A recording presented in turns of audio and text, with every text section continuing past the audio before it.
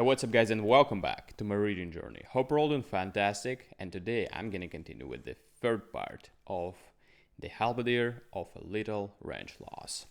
So let's do this.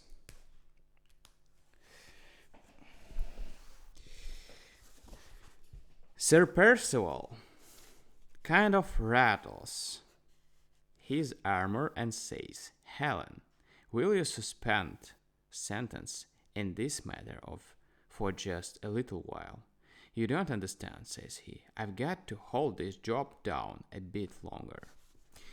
You like begin a harlequin. You like being a harlequin or halberdier, as you call it, says she. I wouldn't get thrown out of the job just now, says he, with a grin. To be appointed minister to the court of St. James. And then the 40 HP H.P.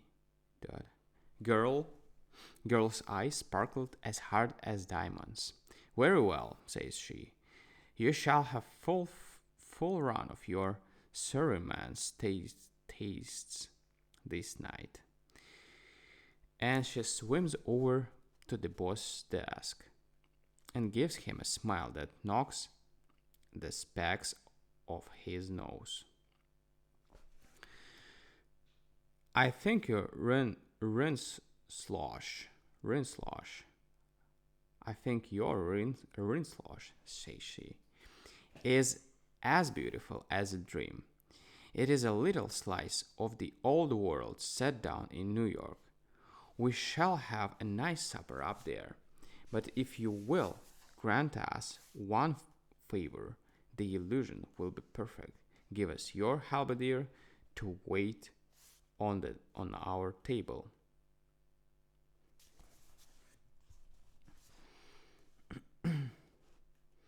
That hit the boss's antiology hobby just right. Sure, says he. Dot will be fine. And the orchestra shall play "Do What Am Rain" all the time. And he goes over and tells the halberdier to go upstairs and hustle the grub at the swell's table. I'm on a job, says Sir Percival, taking off his helmet and hanging it on his halberd and leaning them in the corner. The girl goes up and takes her seat, and I see her jaw squared tight under her smile. We're going to be waited on by a real halberdier, says she. One who's proud of his profession. Isn't it sweet?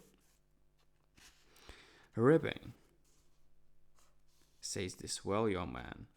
Much prefer a waiter, says the fair old gent. I hope he doesn't come for a cheap museum, says the old lady. He might have microbes in his costume. Before he goes to the table, Sir Percival takes me by my arm. 18, says he. I've got to pull off this job without a blunder. You coach me straight, or I'll take that halberd and make hash out of you. And then he goes up to the table with his coat of mail on and a napkin over his arm and waits for the order.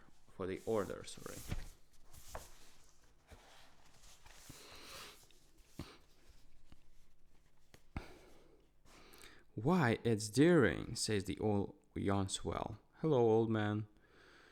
What the... Beg pardon, sir, interrupts the halberdier. I'm waiting on the table. The old man looks at him grim, like a Boston ball. So, daring, he says, you're at work yet? Yes, sir, says Sir Percival, quiet and gentlemanly, as I could have been myself for almost 3 months now. You haven't been discharged during that time, asked the old man. Not once, sir, says he, though I've had to change my work several times. Waiter, orders the girl, short and sharp, another napkin. He brings her one, respectful. I never saw more devil, if I may say it, stirred up in a lady. There was two bright red spots on her cheeks, and her eyes looked exactly like a wild cat's I'd seen in the zoo. Her foot kept slapping the floor all the time. Waiter, she orders, bring me filtered water without ice. Waiter, filtered water without ice. Bring me a footstool.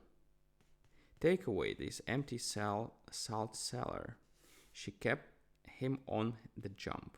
She was sure given the Halberdier his.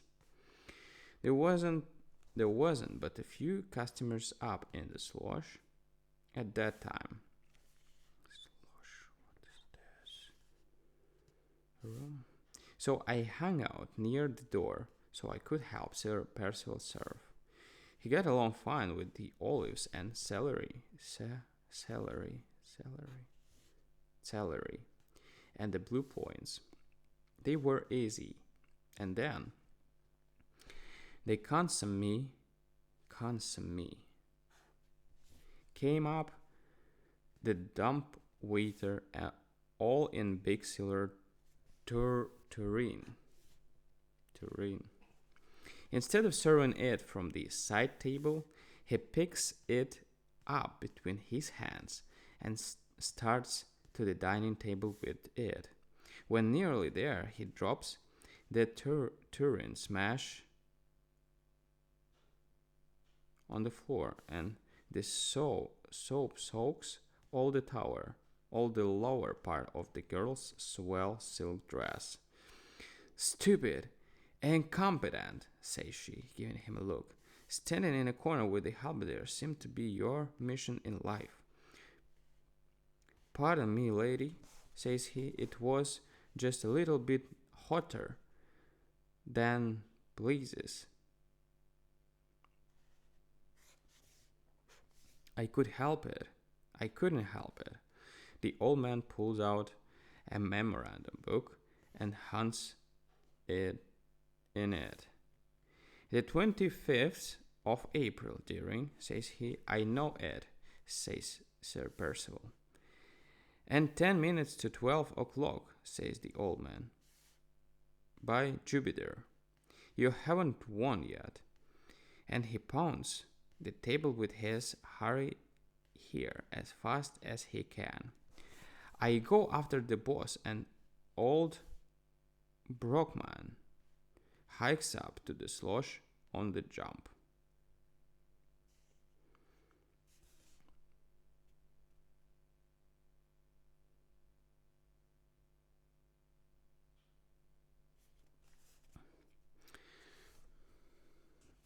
I want this man discharged at once, roars the old guy.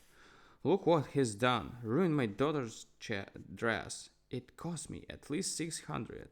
Discharge the awkward, loud, at once, or I'll sue you for the price of it. This is bad business. This is bad business, says the boss. $600 is much. I reckon I will have to. Wait a minute, Herr Brockman, says Sir Percival, easy and smiling, but he was worked up under his thin suitings. I could see that, and then he made the finest, nearest little speech I ever listened to. I can't give you the words, of course. He gave the millionaires a lovely roast in a sarcastic way, describing their automobiles and opera boxes and diamonds, and then he get around to the working classes and the kind of crap they eat.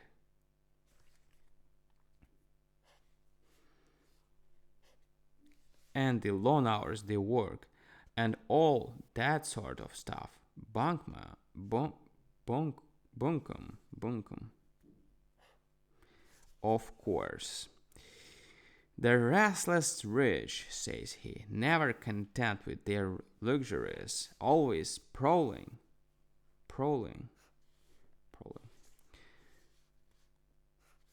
among the haunts of the poor and humble, amusing themselves with the imperfections and misfortunes for their fellow man and woman.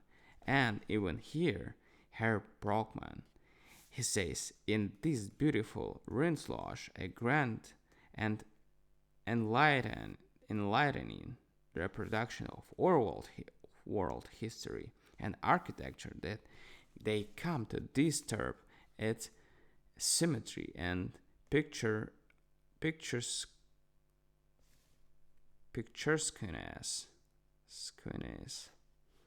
by demanding in their arrogance that the halberdier of a castle wait upon their table. I have faithfully and conscientiously, says he, performed my duties as a halberdier. I know nothing of a waiter's duties. It was the insolent whim of these transient, pampered aristocrats that I should be detailed to serve them food. Must I be blamed? Must I be deprived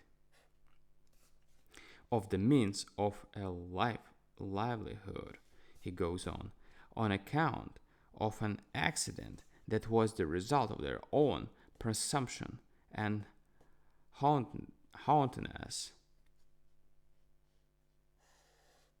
Nice page.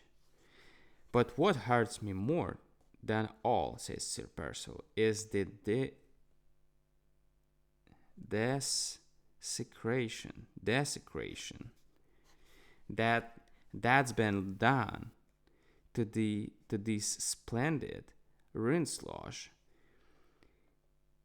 the confiscation of its halberdier to serve manually at the banquet board. Yeah, that was a great speech, and tomorrow we will figure out what's happened next. Alright guys, thank you for joining me today. See you tomorrow on the next fourth part. Thanks, bye.